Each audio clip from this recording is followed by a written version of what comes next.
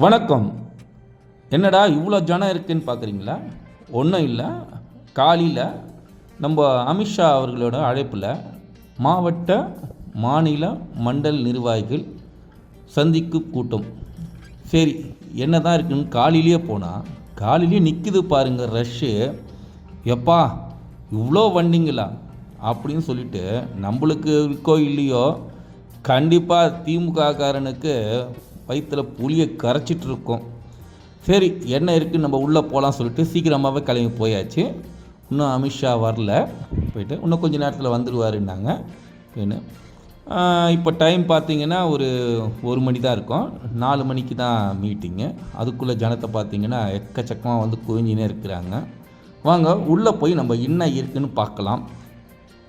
நம்ம உள்ளே போன உடனே அங்கங்கே அந்தந்த மாவட்டத்துலேருந்து வர்றவங்களுக்கு அழைக்கிறதுக்காக அந்தந்த இடத்துல நல்ல அரேஞ்ச்மெண்ட் பண்ணியிருக்கிறாங்க. போன உடனே வாட்டர் பாட்டில் கொடுத்துட்டாங்க, சாப்பிட்றதுக்கு சாப்பாடு எல்லாம் பக்காவாக ரெடி பண்ணி வச்சுருந்தாங்க. இந்த மாதிரி ஒரு மீட்டிங்கை பார்க்கணுன்னா நிஜமாகவே கொடுத்து வச்சுருக்கணும். அதுவும் இவ்வளோ சைலண்ட்டாக பக்காவாக. பிஜேபிக்காரன் சொல்கிறதுக்கு ஒவ்வொருத்தரும் பெருமை பண்ணணுன்றது இந்த ஒரு விஷயத்துலேயே நம்ம ஒத்துக்கணும். கூட்டம் இன்னும் கொஞ்சம் நேரத்தில் ஸ்டார்ட் ஆகிடும்ன்றாங்க. போயிட்டு எப்படியும் ஆகிடும், 4 மணி ஆகிடும், இன்னும் 3 மணி நேரம் டைம் இருக்குது. அதுக்குள்ளே கொஞ்சம் ஜனத்தெல்லாம் நம்ம உள்ளே போய் பார்க்கலாம் சொல்லிட்டு உள்ளே இது என்னத்துக்கு இந்த பதிவு போடுறோன்னா, இது முழுக்க அமித்ஷா தமிழில் பேசின பேச்சா நம்ம பதிவு செஞ்சு போடலாம் அப்படின்ற ஒரு சின்ன ஐடியா இருந்ததுனால இந்த பதிவை நான் போடுறேன். நன்றி.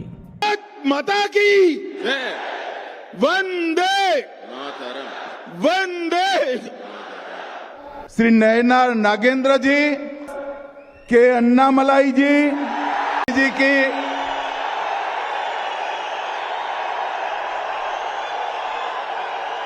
मोदी जी की मंत्री परिषद में मेरे साथी डॉक्टर एल मुरुगन जी, श्री एपी राजसिम्मन जी, डॉक्टर सुधाकर रेड्डी जी, श्री प्री राधाकृष्णन जी, डॉक्टर तमिल साई सौंदर्यराजन जी, मेरे मित्र और हमारे नेता एच राजा जी,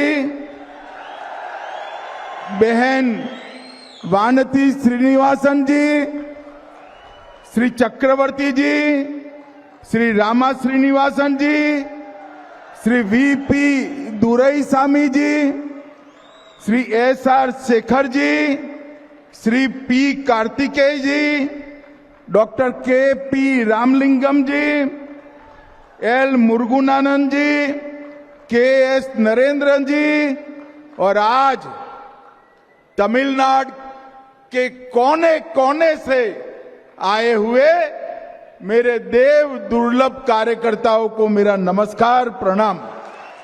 மதுரை மண்ணில் வந்தவுடனே முதலில் நான் மதுரை மீனாட்சி அம்மனை வணங்கி என் உரையை தொடங்குகிறேன்.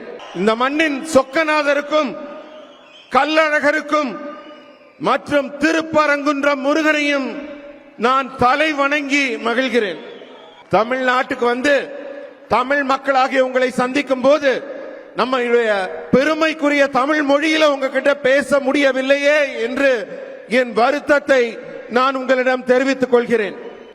நம்முடைய மதுரை சாதாரண நகரம் அல்ல, 3000 ஆண்டுகால வரலாற்று பெருமை கொண்ட மிக முக்கியமான புனித இடம். இந்த மண்ணின் நாயகராக விளங்கிய பசும் பொன் முத்துராமலிங்க தேவர் ஐயாவையும் நான் வணங்குகிறேன். உங்க எல்லாரையும் கேட்டுக்கிறேன், வர ஜூன் 22ஆம் தேதி முருகனுக்கான பக்தர்கள் மாநாடு நடக்குது.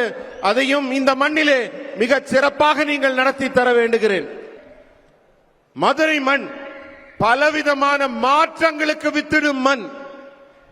இன்றைக்கு இந்த மீட்டிங்ல உங்க எல்லார் முன்னாடியிலும் அத்தனை தொண்டர்கள் மத்தியிலும் சொல்லுகிறேன், இந்த கூட்டமும் ஒரு மாற்றத்தை உருவாக்கும்.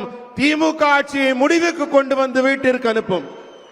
உங்ககிட்ட எல்லாம் சொல்றேன், வரக்கூடிய 2026ஆம் ஆண்டு தேர்தலில் என்டிஏ கூட்டணி மிகப்பெரிய வெற்றியை பெற்று பாரதிய ஜனதா கட்சி அதிமுகவின் கூட்டணி ஆட்சி அமைக்கும். நான் எந்த நாட்டின் எந்த பகுதியில் இருந்தாலும் என்னுடைய காதுகளும் என்னுடைய சிந்தனைகளும் தமிழ்நாட்டின் மேலதான் இருக்கிறது.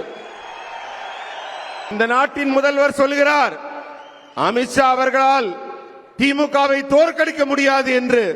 அவருக்கு சொல்றேன், அமித்ஷானால தோற்கடிக்க முடியாதுன்னு நீங்க சொல்றது சரிதான். ஆனா இந்த நாட்டின் மக்கள், தமிழக மக்கள் உங்களை தோற்கடிக்க இருக்கிறார்கள், காத்துக் கொண்டிருக்கிறார்கள். என்னுடைய நீண்ட கால அரசியல் அனுபவத்தில் சொல்றேன், மக்களின் நாடி துடிப்பை உணர்ந்தவனாக சொல்கிறேன். வரப்போற தேர்தல்ல தமிழக மக்கள் திமுகவை தூக்கி எறிய காத்துக் கொண்டிருக்கிறார்கள். சகோதர சகோதரிகளே, இந்த நேரத்தில் நான் உங்களுக்கு எல்லாம் குறிப்பிட்டு சொல்ல வேண்டியது என்னவென்றால், ஆபரேஷன் சிந்தூர் நம்முடைய தேசத்தின் அப்பாவி மக்கள் கொல்லப்பட்ட போது வடக்கிலே நடைபெற்ற அந்த நிகழ்ச்சிக்கு மிகப்பெரிய எழுச்சியும் மிகப்பெரிய ஆதரவும் நாட்டுப்பற்றும் தமிழகத்தில் இருந்து ஒரு ஆதரவு குரல் ஒலித்ததே, அதை நான் நினைவு கூறுகிறேன். பகல்காம்ல நம்ம அப்பாவி பொதுமக்களை மதத்தின் பெயரால் நீங்க யாருன்னு அடையாளப்படுத்தி கொடூரமாக கொலை செய்த தீவிரவாதிகளை முப்படைகளையும் திரட்டி நமது பாரத பிரதமர் மோடி அவர்கள் அவங்க ஊருக்குள்ளேயே புகுந்து அடித்தார் பாருங்க. அதுதான் அவர்களுக்கு நாம் புகட்டிய பாடம். இதற்கு முன்னர் கூட அந்த தீவிரவாதிகள் எல்லாம் தங்கள் கைவரிசையை காட்டி இருக்கிறார்கள். ஆனால் அப்போது எல்லாம் இத்தகைய வீர தீரமான செயல்பாட்டை எல்லாம் முந்தைய அரசுகள் வெளிப்படுத்தவில்லை. ஆனா பூரி ஆகட்டும், புல்வாமா ஆகட்டும், தற்போது நடந்திருக்கும் ஆபரேஷன் செந்தூர் ஆகட்டும், நமது முப்படைகளும் ஒன்று திரண்டு இந்தியாவின் வீரத்தையும் தீரத்தையும் திறமையையும் நிரூபித்திருக்கிறது. பாகிஸ்தான்ல தீவிரவாதிகள் பதுங்கி இருந்த இடத்துல எல்லாம் 100 கிலோமீட்டர் அவங்க எல்லைக்குள்ள பறந்து சென்று தீவிரவாதிகளின் இருப்பிடத்தை கண்டறிந்து துல்லியமாக தாக்கி அவர்கள் இருப்பிடத்தை மண்ணோடு மண்ணாக்கியது நமது ராணுவம். மோடி அவர்களின் ஆட்சியிலே எல்லா முன்னேற்றங்களும் எப்படி இருக்கிறதோ அதுபோல ராணுவத்திலும் கூட ஆத்ம நிர்பர் என்று சொல்லக்கூடிய தன்னிறைவான ஒரு நிலை ஏற்பட்டிருக்கிறது. அதனால் தான் மிகச் சிறப்பாக செயல்பட்டு இருக்கிறோம். ஆபரேஷன் சிந்தூரின் வெற்றியை பற்றி எல்லாம் நாம் எல்லாம் பேசிக் கொண்டிருக்கும் இந்த வேளையிலே இந்தியாவின் வான்வெளி சாதனையை பற்றி சொல்ல வேண்டும். இந்த நாட்டின் இளைஞர்கள் எல்லாம் காவிரி என்ஜின் என்ற சொல்லை இப்போது உச்சரிக்க தொடங்கி இருக்கிறார்கள். பாகிஸ்தான் தன்னுடைய ட்ரோன்களையும் ஏவுகணைகளையும் நம் மீது வீச தொடங்கிய போது இந்தியாவின் வான்வெளி வல்லமை உலக நாடுகளுக்கெல்லாம் நிரூபிக்கப்பட்டது. அத்தனையையும் அடித்து தூள் தூளாக ஆக்கியது நம் இந்திய ராணுவம். மோடி அவர்கள் சொல்கிறார்கள், ஆபரேஷன் சிந்தூர் இன்னும் முடியலங்க, மறுபடி தீவிரவாதிகள் வாலாட்டினால் அவர்கள் இடத்திற்குள் புகுந்து வீடு புகுந்து தாக்கி அவர்கள் அழிக்கப்படுவார்கள் என்பதை இந்த நேரத்திலே நான் நினைவூட்டுகிறேன். மக்களே, இப்ப வரக்கூடிய 26ஆம் ஆண்டு தேர்தல் பாரதிய ஜனதா கட்சியின் ஒவ்வொரு தொண்டருக்கும் மிக மிக முக்கியமான, உயிர்ப்பான, அவசியமான ஒரு களமாகும். அதே போல 2024ஆம் ஆண்டும் நமக்கெல்லாம் மிக முக்கியமானது. அப்போதுதான் நமது பாரத பிரதமர் மோடி அவர்கள் 3வது முறையாக இந்த நாட்டின் பிரதமராக பதவியேற்றுக் கொண்டார். 2024 தான் ஒரிசா மாநிலத்தில் முழு பலத்தோட, முழு மெஜாரிட்டியோட பாரதிய ஜனதா கட்சியின் ஆட்சி அங்கு அமைந்தது. ஹரியானாலையும் அதே போல மிகப்பெரிய வெற்றியை அங்கு 3வது முறையாக பதிவு செய்யப்பட்டது. அதே போல மகாராஷ்டிராவிலும் இதுவரை இல்லாத அளவிற்கு மிகப்பெரிய வெற்றியை பாரதிய ஜனதா கட்சி பதிவு செய்திருக்கிறது. அதே போல 2025ஆம் ஆண்டு மிகப்பெரிய சாதனை செய்யப்பட்டது. டெல்லியில அரவிந்த் கெஜ்ரிவால் அவர்களின் ஆட்சி 27 ஆண்டுகளுக்கு பிறகு டெல்லியில் பாரதிய ஜனதா கட்சி ஆட்சி அமைத்திருக்கிறது. 25ல டெல்லியில எப்படி ஆட்சி அமைச்சோமோ அதே போல நண்பர்களை 2026இல் தமிழகத்தில் பாரதிய ஜனதா கட்சியின் ஆட்சி கண்டிப்பாக மலரப் போகிறது. எல்லாரும் கவனமா கேளுங்க. உங்க காதுகளை திறந்து வைத்து நான் சொல்வதை கவனமாக கேளுங்கள், குறித்து வைத்துக் கொள்ளுங்கள். 2026ஆம் ஆண்டில் நடைபெறப் போகும் தேர்தலில் தமிழகம் மற்றும் மேற்கு வங்கத்தில் பாரதிய ஜனதா கட்சியின் கூட்டணி கண்டிப்பாக ஆட்சி அமைக்கும் என்பதை உறுதியாக உங்கள் முன் தெரிவித்துக் கொள்கிறேன். இங்கு ஆட்சியில் இருக்கிற திமுக ஊழல் ஊழல் ஊழல் என்று ஊழலில் தான் திளைத்துக் கொண்டிருக்கிறது. இந்த திமுகவின் ஆட்சி மத்திய அரசிலிருந்து மோடி அவர்கள் ஏழை மக்களுக்காக கொடுக்கும் பணத்தை கூட மக்களின் நலனுக்காக செலவிடாமல் அந்த பணத்தை எல்லாம் மடைமாற்றி அவர்களுக்கு கிடைக்க வேண்டிய நன்மைகளை கிடைக்காமல் செய்வதைத்தான் செய்து கொண்டிருக்கிறார்கள்.